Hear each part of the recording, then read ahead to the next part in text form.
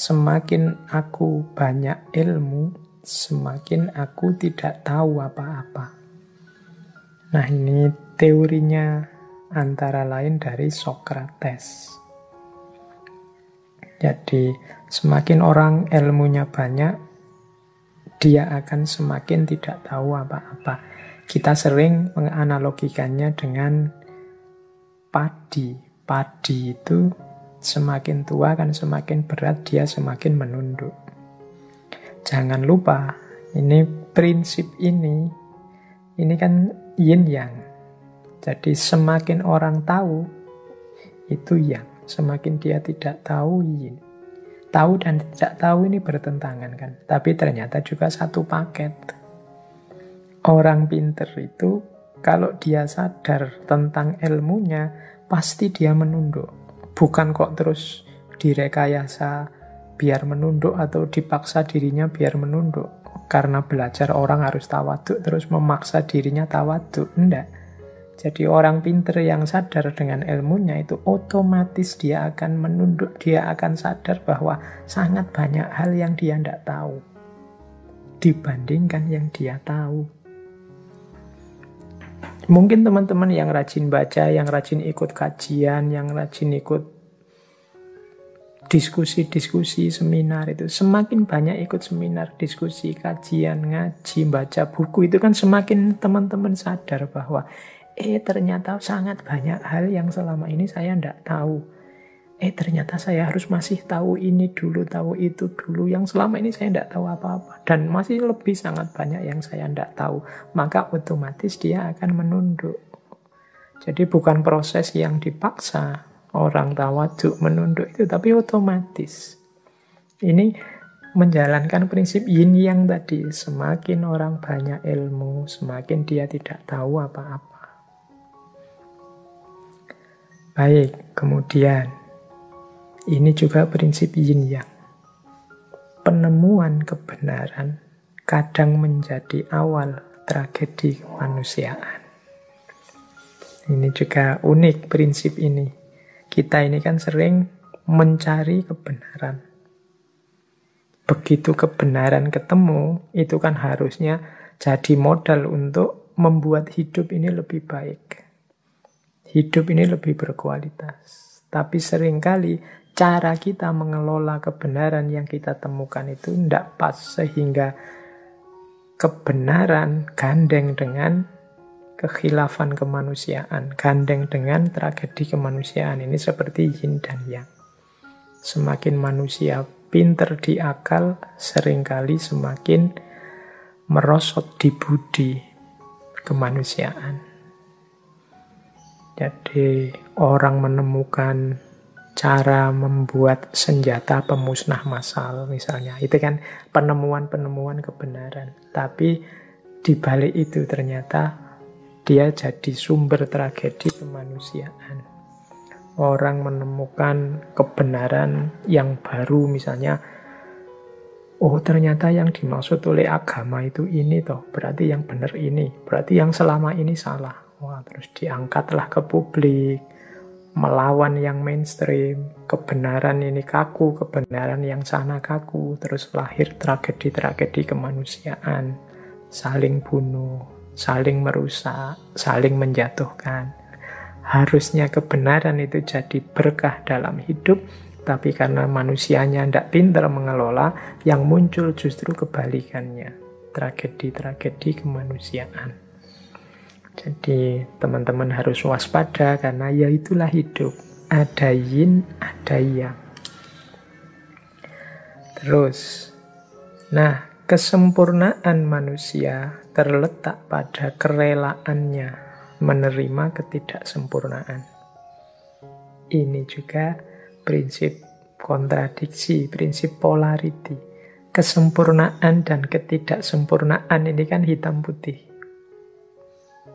Tapi ternyata berpasangan. Kalau kita ingin mendapatkan kesempurnaan, justru jalannya adalah dengan cara menerima ketidaksempurnaan. Mengapa begitu? Ya karena manusia itu terbatas, mustahil sempurna. Kalau dia ngotot pokoknya ingin ketemu yang paling sempurna, dia pasti tidak ketemu. Paling tidak ketidaksempurnaannya, ketidakketemuannya terletak pada kekurangannya untuk mengejar yang sempurna. Jadi ambisinya untuk mencari yang sempurna itu justru menunjukkan dia tidak sempurna. Maka kesempurnaan itu justru terletak pada kerelaan kita bahwa aku ini memang tidak sempurna. Nah, titiknya justru di situ akhirnya. Karena kesempurnaan yang paripurna tidak mungkin ditemukan. Nah, ini juga prinsip yin yang. Orang-orang idealis, ambisius, yang tidak ngerti batas, itu biasanya hidupnya akan sangat menderita. Justru kesempurnaan hidupnya ketemunya pada penerimaannya, pada ketidaksempurnaan hidup. Baik, saya lanjutkan agak cepat, biar paling tidak wisdom yang keempat bisa kita baca sebentar juga. Di balik kemenangan ada beban. Di balik kekalahan ada kebebasan. Ini juga prinsip penting. Hidup kita itu kan sering kita ukur dengan siapa menang, siapa kalah. Kalau kalah, kita sedihnya luar biasa. Kalau menang, kita ekstase, melonjak-lonjak gembira. Kita lupa bahwa hidup ini yin dan yang. Gandengannya menang, itu beban. Gandengannya kalah, itu kebebasan. Silakan diambil contoh misalnya pilkada, saingan, ada yang menang, ada yang kalah. Loh, yang menang ini kan seneng sekarang, tapi jangan lupa setelah menang itu dia ketemu dengan beban-beban hidup yang banyak untuk ngurusi rakyatnya. Sementara yang kalah justru dia bebas. Dia tidak harus bertanggung jawab pada apapun, wong dia kalah. Dulu zaman saya sekolah SD sering ikut acara yang sekarang mulai jarang, cerdas cermat. Semakin saya menang, harus semakin mempersiapkan diri lagi untuk cerdas cermat selanjutnya. Dari level sekolah harus nanti tanding lagi level kecamatan. Kalau level kecamatan menang, tanding lagi level kabupaten dan seterusnya. Di balik kemenangan ada beban. Tapi kalau saya kalah, ya selesai. Bebas, aku bisa main, bisa santai-santai. Jadi di balik kemenangan ada beban, di balik kekalahan ada kebebasan.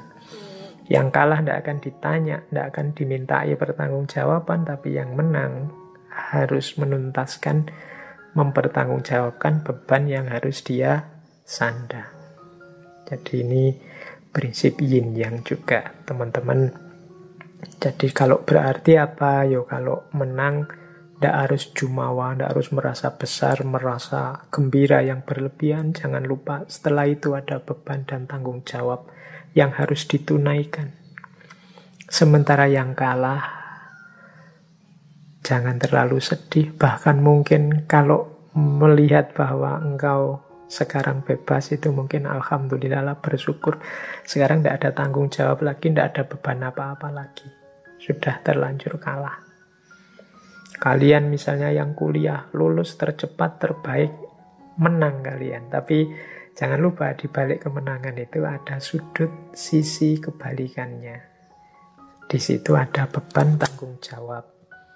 Sementara kalian yang mungkin kuliahnya gagal, kena DO atau dipecat oleh kampusnya, ini kan sebentuk kekalahan. Tapi justru setelah itu kan kamu bebas. Tidak ada lagi dikejar-kejar dosen, tidak ada lagi tugas macam-macam, tidak ada lagi tuntutan macam-macam dari kampusmu. Di balik kekalahan ada kebebasan, yang menang ada beban, dia harus melakukan ini, melakukan itu. Khawatir nanti kalau orang itu kan lulusan terbaik kok kayak gitu. Kamu dulu IP paling tinggi, sekarang kerjaannya cuma itu dan lain sebagainya. Nah, itulah hidup. Maka luweslah, terbukalah. Tidak usah terlalu kaget dengan dinamika-dinamika hidup yang macam-macam tadi. Ternyata di balik yang menang ada beban, di balik kekalahan ada kebebasan.